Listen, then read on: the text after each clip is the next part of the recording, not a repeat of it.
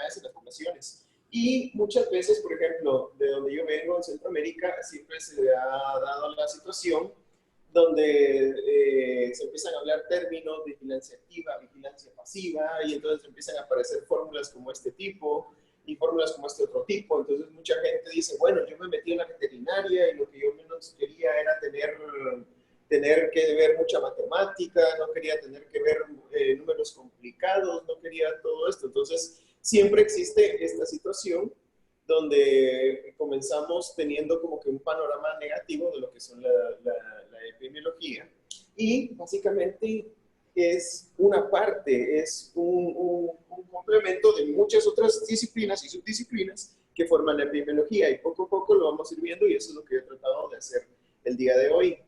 Entonces, para comenzar, vean, desde el comienzo de la historia, el ser humano ya estaba viendo lo que era el estudio de las poblaciones. Si ustedes ya pueden reconocer esto, están familiarizados con esto, ya desde que el hombre en las cavernas hacía sus culturas rupestres y dejaba constancia de los movimientos, de las migraciones, las fechas, las estaciones del año donde los animales podían migrar para tener los patrones de comportamiento y migración para poderlos cazar. Eso, ellos ya estaban haciendo un estudio de población, y eso es a lo que se refiere la epidemiología, el estudio de las poblaciones.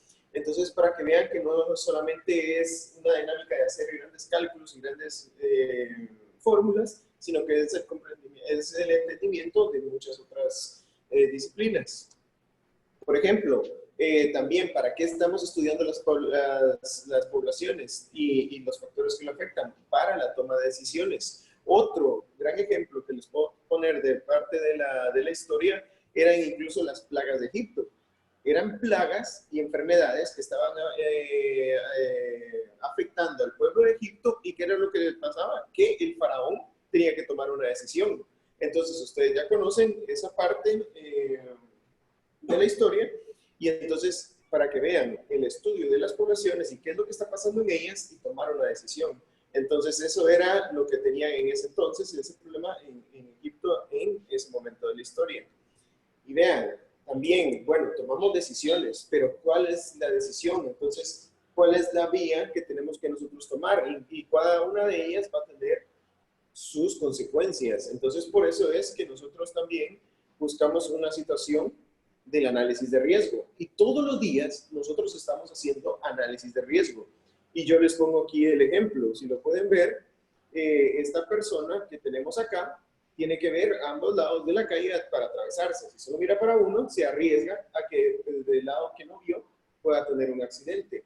Entonces, siempre vean, paso a paso, nosotros vamos construyendo los escenarios y obteniendo las herramientas, aunque sea implícitamente, de cuáles son los mejores pasos para tomar una buena decisión. Entonces, hoy en día estamos padeciendo ante una pandemia y, por ejemplo, esta persona tendría que estar saliendo con su mascarilla. Ese es su análisis de riesgo. Bueno, si yo no salgo, es muy posible que alguien me pueda contaminar. Pero si yo salgo protegido, llevo una mascarilla, llevo una careta, llevo mi prevención, mi alcohol, entonces estoy yo minimizando. ¿Por qué? Porque hice un análisis de riesgo. Entonces, esas son las variables que poco a poco nosotros vamos incluyendo en nuestra vida cotidiana, y nos pueden ayudar a tener una mejor decisión ante las acciones que vamos a desarrollar. Y muchas veces nos vemos en esta situación. Supongo que ustedes ya están familiarizados con este escenario, que muchas veces solo estamos viendo la punta del iceberg. Entonces, si nosotros únicamente nos queremos jugar todo con esta parte de la información, es muy posible que la verdadera respuesta estuviera en esto. Entonces, en la medida que nosotros podamos tener un entendimiento de todo este panorama, vamos a obtener la mejor herramienta para poder tomar una buena decisión. Entonces, ahí es, muchas veces nos ha pasado en la medicina veterinaria, que parece que un animal aparece enfermo de cualquier enfermedad, que, por ejemplo, con signos respiratorios, y dice, no, esa enfermedad debe ser tal, y empiezan a tratar esa enfermedad para lo que creyeron con el primer signo. Y resulta que no, que era otra enfermedad. Entonces, muchas veces hasta los tratamientos pueden ser antagonistas o agotan el sistema inmune. Entonces, tratamos mal a un paciente o un animal y después nos damos cuenta que no era lo que necesitábamos, ya tenemos el sistema inmune comprometido, tenemos el animal desgastado y los signos que han avanzado, podemos nosotros incluso comprometer más la vida del animal o los animales que hemos estado tratando. Entonces, siempre procuremos no quedarnos solo con esto, sino que tratar de abarcar todo el panorama. Y así vamos a tener la mejor oportunidad de una buena decisión. Entonces, nosotros siempre tenemos que apostar por tener algo de manera integral. ¿Por qué? Porque ahí es como se basa el conocimiento. No solamente es saberlo, sino que también tenemos que buscar la aplicación, también basarnos en las experiencias que hemos tenido antes, los que han tenido, los que se han reportado con documentación científica acertada. Entonces, con esto pasamos a tener un mejor entendimiento, avanzamos y ya podemos generar nuevas estrategias. Pero si solamente quisiéramos, por ejemplo, con una de estas variables, por ejemplo, solo con experiencia, tratar todo lo que se parece, nos está quedando de fuera todas las otras variables. Y ahí podemos tener suerte y hacerlo bien, o también mala suerte y cometer algún error o que nos haga falta algo para tener la mejor resolución posible de un problema. Entonces, así es como vamos construyendo siempre las cosas. Muchas veces solo nos vamos al diagnóstico clínico y dejamos de lado el diagnóstico de laboratorio. Entonces, tenemos una sospecha clínica porque tal animal está padeciendo una enfermedad que los signos son compatibles a, tenemos que confirmarlo con laboratorio. Tenemos que también ver si ese animal estaba con otros animales. ¿Qué pasó? Si en qué parte del periodo de incubación puede estar, si estaba enfermo, no está enfermo, está incubando o no. Entonces, así es como nosotros vamos creando todo nuestro escenario y tener una herramienta completa.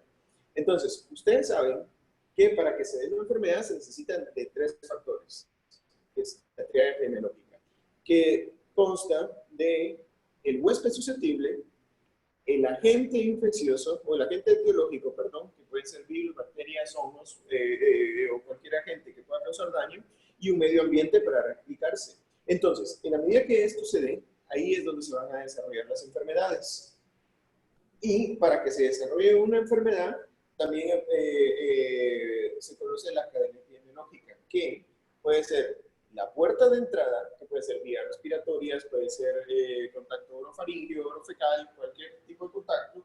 La puerta de salida puede ser el medio de replicación, que puede ser en el ambiente, puede ser incluso en el huésped, la forma de contacto y tenemos la cadena. Entonces, ¿de qué manera las enfermedades también están pasando? Pasemos ahora al ejemplo ahora del coronavirus. Tenemos el agente etiológico, el coronavirus.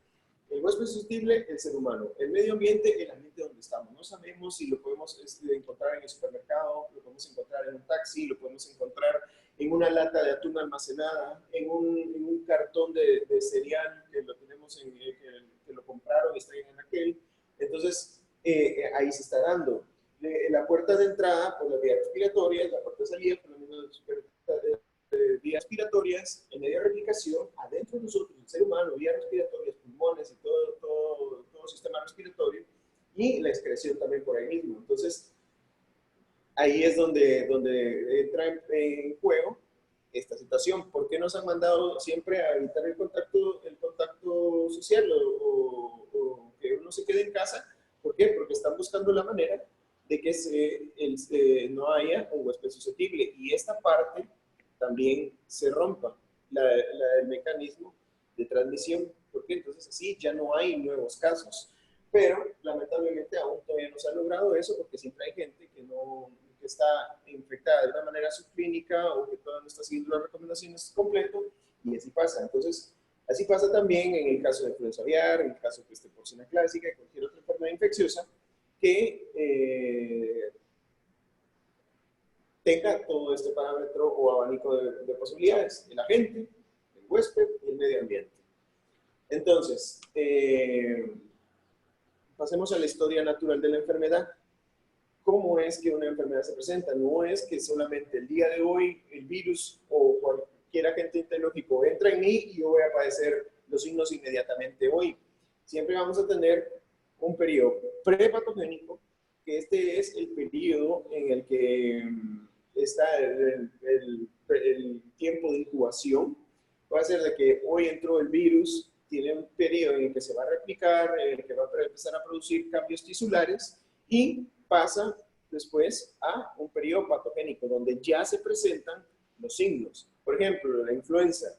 El periodo prepatogénico, el periodo de incubación de la influenza aviar son de 7 a 21 días. Entonces, en ese periodo es cuando el microorganismo puede entrar al huésped susceptible y allí comienza a replicarse en el sistema respiratorio, empieza a afectar pulmones, se añade a los enlaces alfa-2 adrenérgicos del huésped y ya después que ya está suficientemente con una dosis infectiva letal, una dosis infectiva suficiente para causar enfermedad, pasa al periodo patogénico. Es donde ya vienen los signos como la tos, estornudos, baja de producción o incluso la muerte.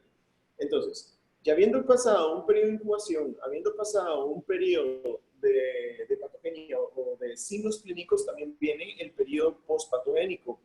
En este periodo hay dos posibles situaciones, la muerte o la recuperación. Entonces, si es demasiado fuerte la enfermedad, puede morir, pero también la recuperación tiene dos posibles variables. O un animal queda como portador sano, dependiendo de la enfermedad que sea, o un animal totalmente recuperado. Entonces, ¿cuál es la ventaja de un portador sano? Perdón, las desventajas de un portador sano, de que puede ser un animal que pueda quedar diseminando la enfermedad y ya no estar enfermo, como el caso de la diarrea epidémica porcina, o incluso puede ser la influenza aviar. Por eso es de que de esos animales siempre es recomendable llegar a un despoblado, a un sacrificio completo para que dejen de estar diseminando a los nuevos lotes que vienen atrás. Y la ventaja del totalmente recuperado, que ya no juega un papel en la cadena epidemiológica de esa enfermedad.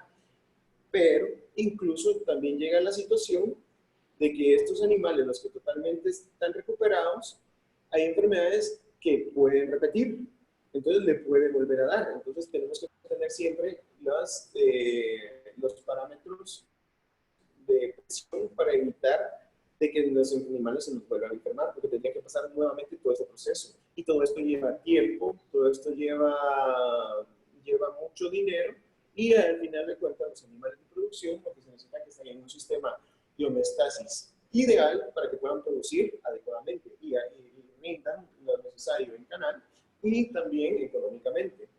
Así que es por eso que hay que mantener siempre los sistemas funcionando para tener un buen estatus sanitario. Y de eso nos valemos de lo que puede ser la vigilancia epidemiológica, estar antes y no curando, porque eso es lo que busca la epidemiología, estar preparados para no estar curando, sino que prevenir antes que curar. Y de ahí nos basamos en la vigilancia activa y la vigilancia pasiva. Entonces, de manera de ejemplo, les presento esto. Aquí tenemos una red de telaraña. Ustedes en algún momento ya han escuchado que es la red de vigilancia epidemiológica. Y acá podemos nosotros decir que nuestra vigilancia activa es la actividad que hace la araña. La araña hace sus rondas, va de aquí, va para allá, camina, regresa, descansa y todo. La araña es la encargada de la vigilancia activa. Pero ustedes saben que si alguna mosca llega a pararse acá, hace vibrar la telaraña y entonces inmediatamente la araña va a investigar qué pasa. Entonces, esta es la manera sencilla de ejemplificar la vigilancia epidemiológica, que está compuesta por dos partes. Ambas son importantes. Es muy importante la labor de la araña, porque ella fue la que creó toda la telaraña, es la que hace sus rutas generales y es más, cuando ve que algo está dañado, alguna parte de la telaraña está dañada, la repara y la vuelve a dejar ahí. Y entonces ella continúa con todas sus rondas, pero cuando en algún momento ella vuelve a sentir que alguien se posó o algo pasó, ella va a investigar. Entonces, esta es la manera sencilla de tener una red de vigilancia. Bueno, tenemos la red de vigilancia y también después tenemos que pasar a lo que es la bioseguridad para que sea un complemento completo de estatus sanitario, de sanidad de los actos que vamos a tener control.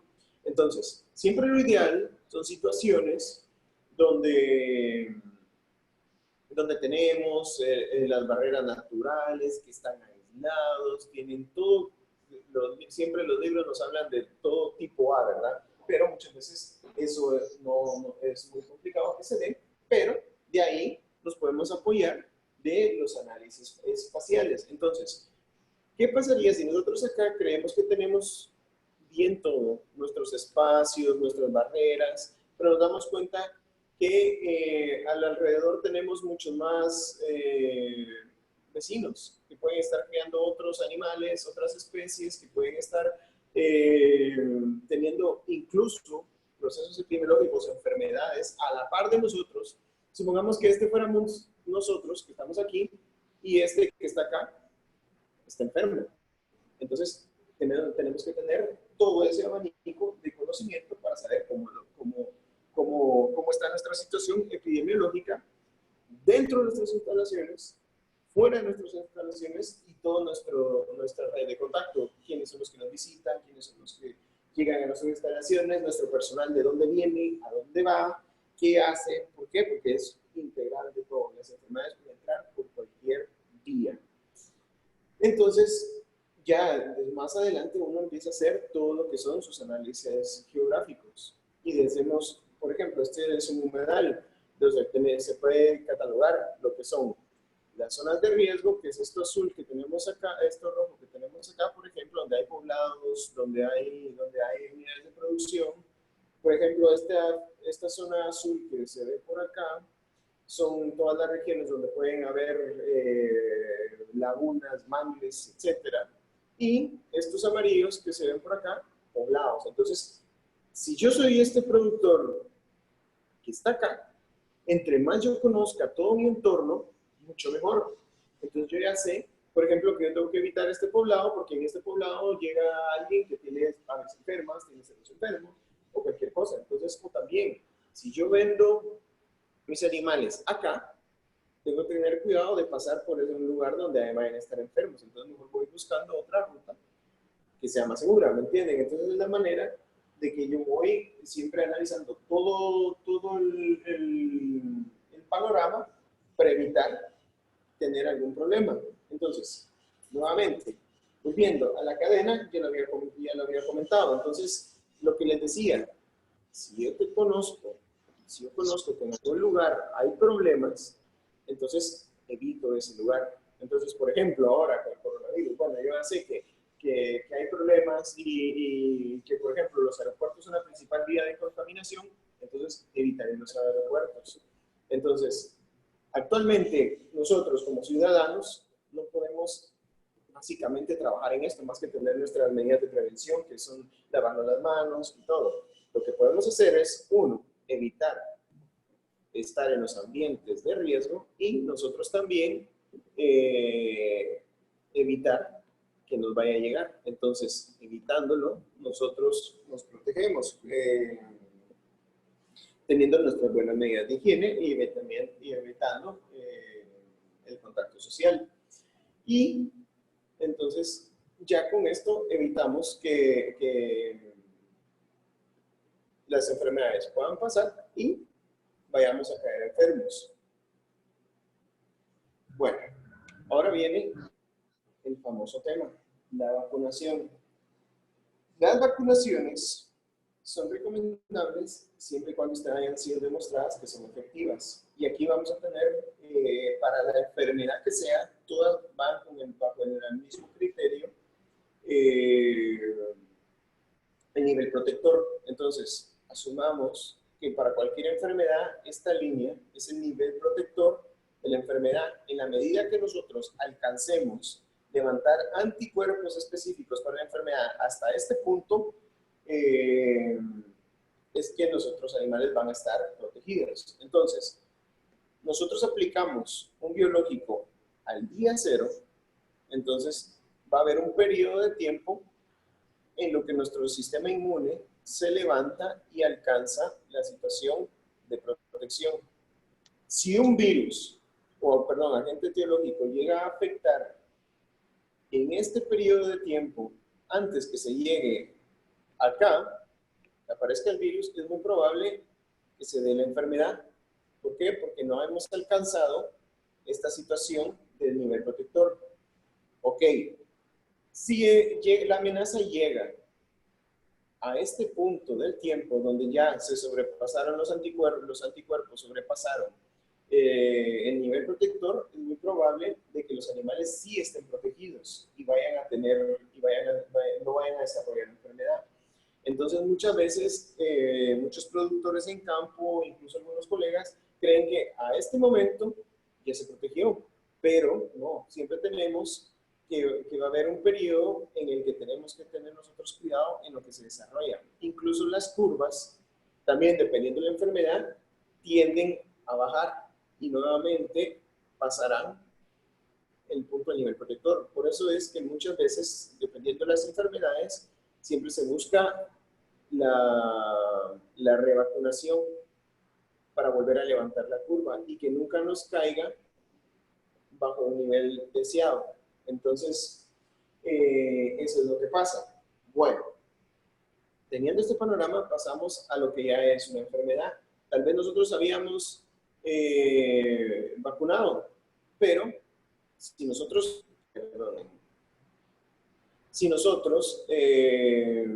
habíamos aplicado nuestro biológico acá, y estaba empezando a levantar, pero nos apareció el virus y el virus venía desde antes incubándose, y no alcanzamos tener un nivel protector y llegó la enfermedad, estos anticuerpos también ya no van a ser suficientes. Los que se iban formando ya no son suficientes y los animales pueden enfermar. Y muchas veces dicen, no, pero yo vacuné y ¿qué pasó?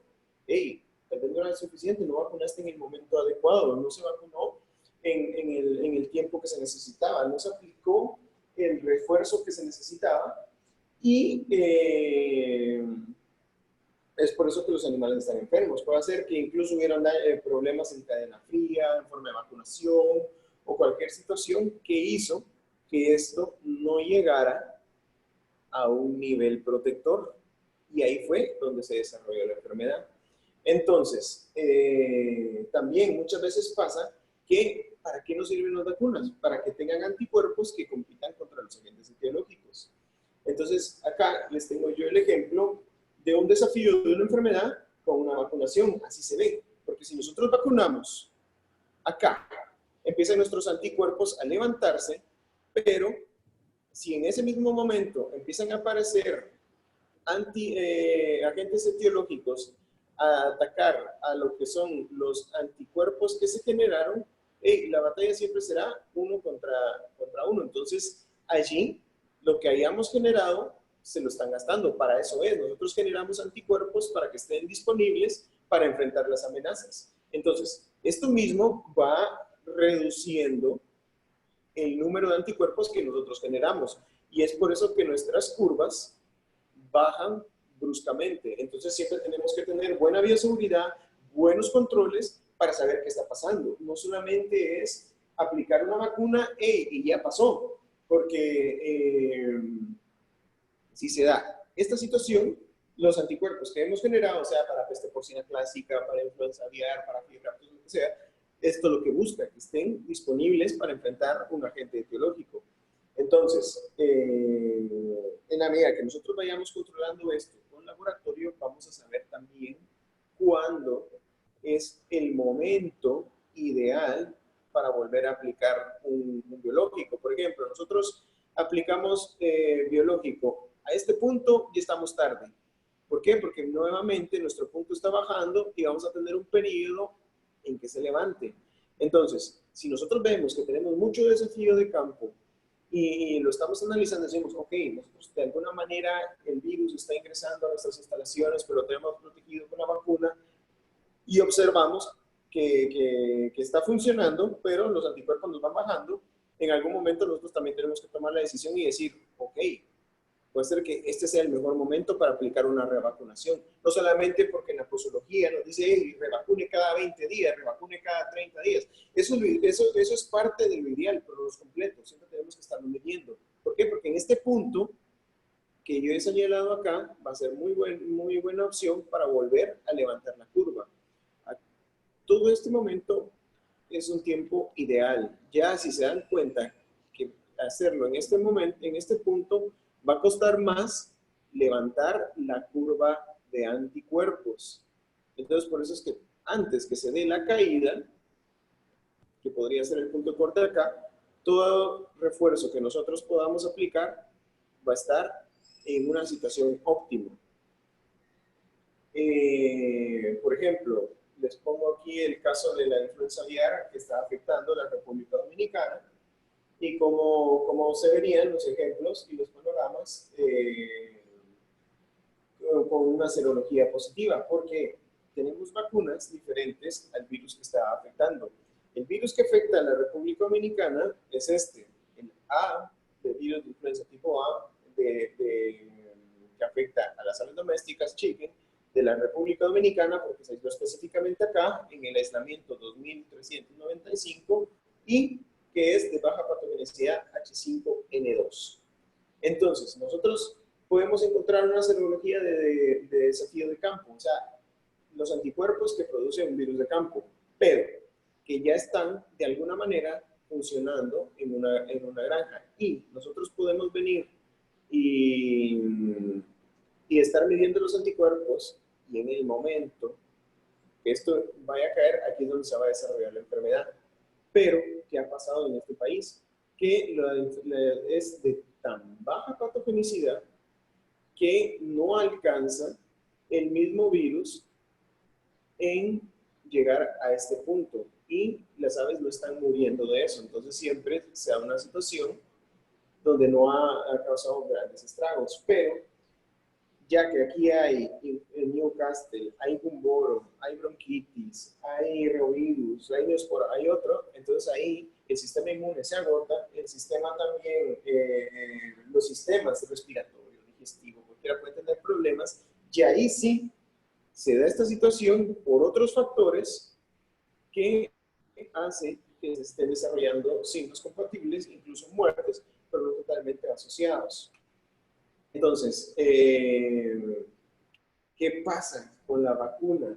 Si nosotros teníamos una situación de que el mismo virus causaba pocos, nosotros con la vacuna estamos acelerando meter más antígeno. ¿Por qué? Porque las vacunas están fabricadas con los antígenos. Al final de cuentas, nosotros buscamos fabricar anticuerpos para antígenos específicos. Pero si nosotros ya teníamos anticuerpos de campo y nosotros queremos meter anticuerpos fabricados por vacuna, por ejemplo, y ahora le metemos también virus de campo y virus de vacuna, entonces estamos siempre agotando el sistema inmune.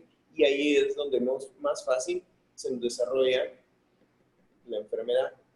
Entonces siempre es muy delicado todo ese tema de las vacunas, de los controles, los planes profilácticos, porque muchas veces nosotros mismos podemos comprometer sistema inmune y causar problemas. También, ¿qué pasa en un programa si solamente aplicamos, que hacemos una subvacunación, que nos dice, ok, usted tiene que aplicar la vacuna a los 5 días? ¿Y qué tal si nosotros lo hacemos a los 10 días? Porque se nos olvidó, o dice aplique 3 dosis y solamente aplicamos una dosis, como pasa con el Newcastle, por ejemplo. Eso es otro ejemplo de acá. El Newcastle, ustedes saben que tiene que ser reforzado, pero muchas veces solamente se quedaba con la vacuna que provenía de incubadoras y se da una situación de estas. Por más que vengan cualquier productor o colega que haya dicho, no, pero si yo vacuné, no alcanzó nivel de anticuerpos llegar hasta un nivel protector. Y entonces, volviendo al ejemplo del Newcastle, apareció el virus de Newcastle a este punto, no era suficiente para controlarlo y se desarrolló la enfermedad.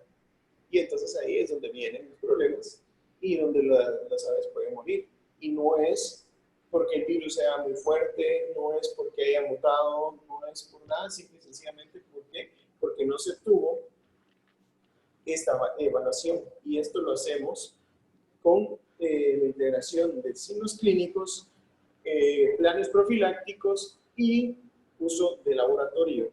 Hoy en día ya no se puede andar a ciegas, solamente creyendo en el diagnóstico clínico, sino que tenemos la herramienta de laboratorio.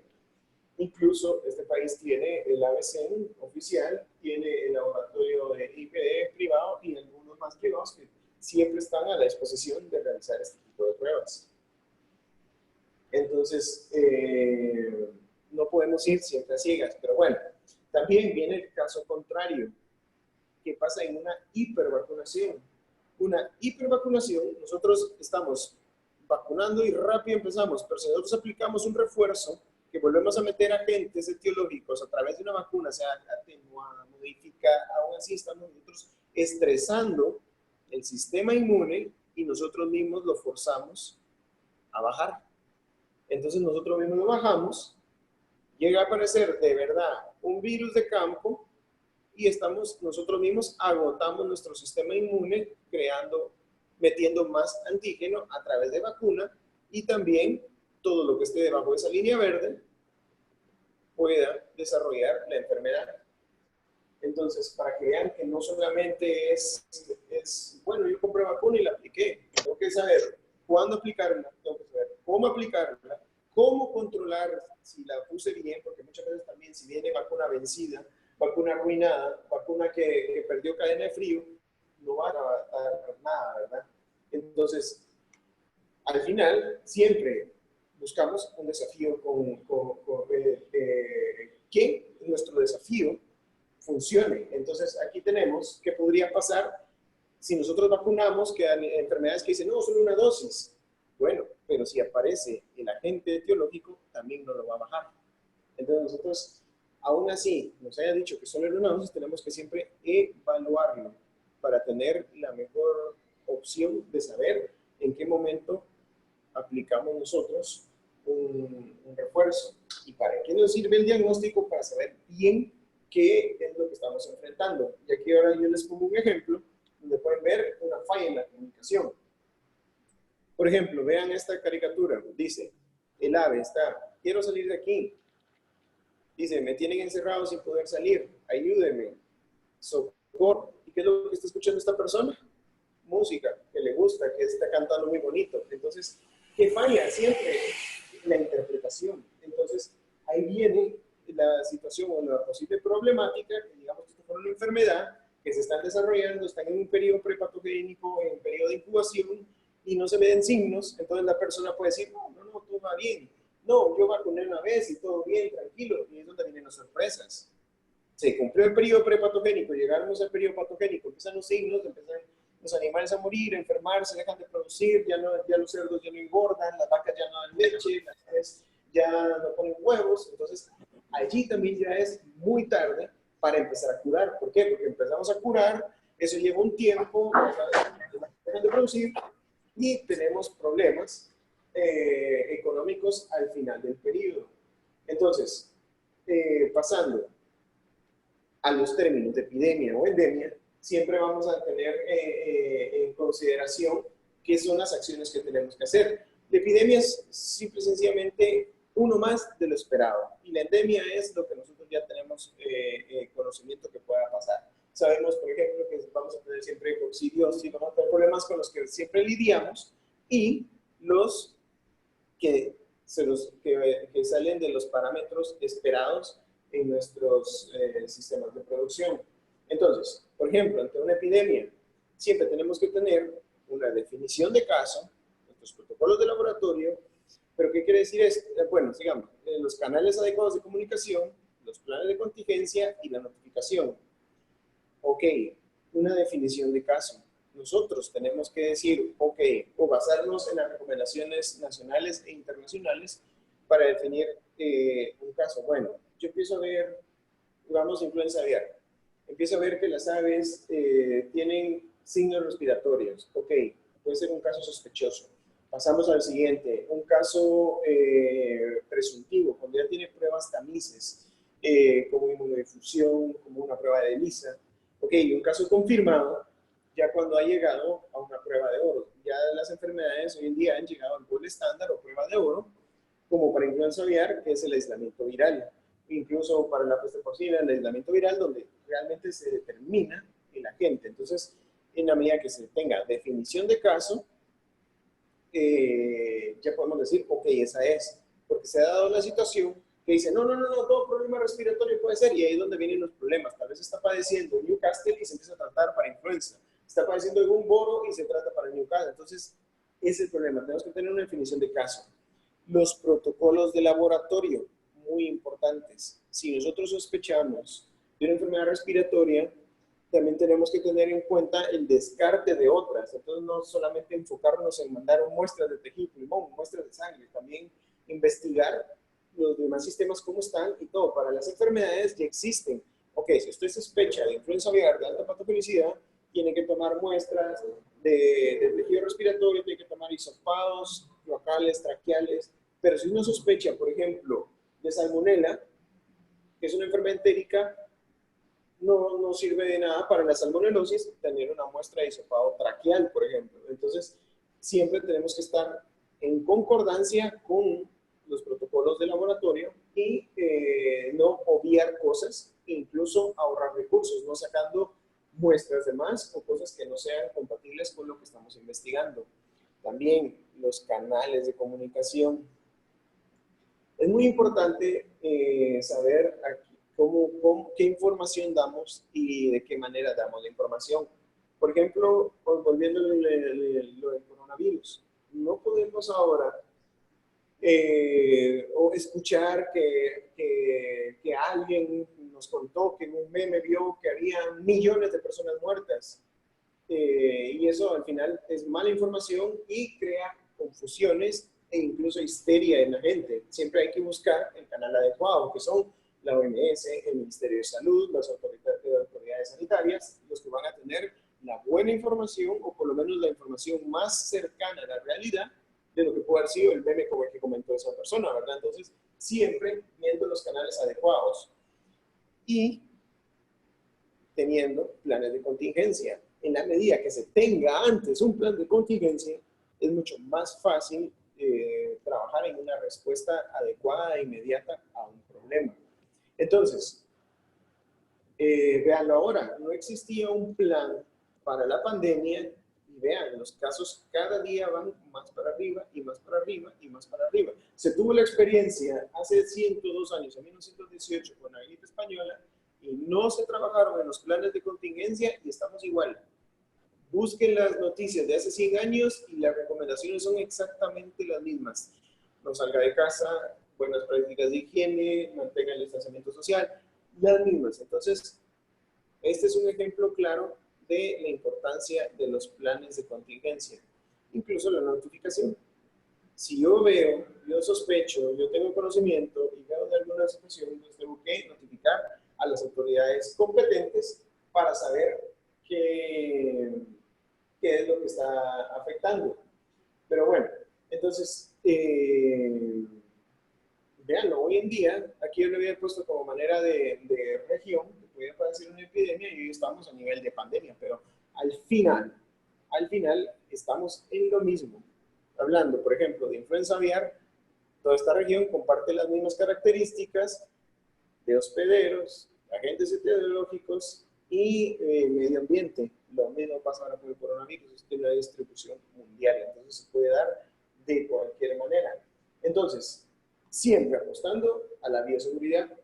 Apostando a la bioseguridad, hoy en día, bueno, por el influenza aviar puede ser aplicar medidas profilácticas de prevención, control de ingresos y egresos. Para el coronavirus es la higiene personal, el lavado de manos, el gel desinfectante, la mascarilla, etc. Siempre es enfocado a bioseguridad. Entonces, eso es lo que yo tenía para ustedes el día de hoy. Podemos pasar a la parte de las preguntas. Como manera de despedir, una frase de Berlín que dice: no pidas por una vida fácil, en lugar de eso pide por la voluntad para triunfar en una vida difícil. Así que muchas gracias por su atención y si tienen alguna duda o comentario, A la orden. Muchas gracias, Edgar, por esta presentación bastante informativa. Chicos, digan, este es el momento ahora